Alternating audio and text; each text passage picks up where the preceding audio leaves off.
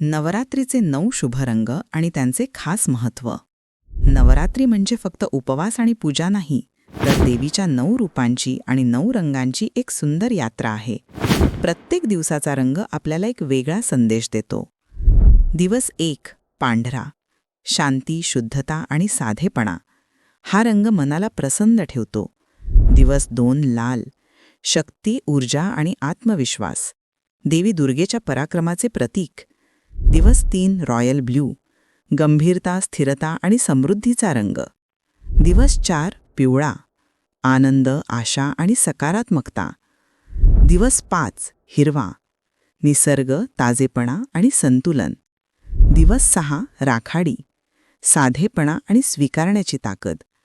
दिवस 7 नारंगी, उत्साह, उत्कटता आणि सकारात्मक ऊर्जा. दिवस 8 मोरपिशी हिरवा, ताजेपणा, आनंद आणि जीवनाचा रंग.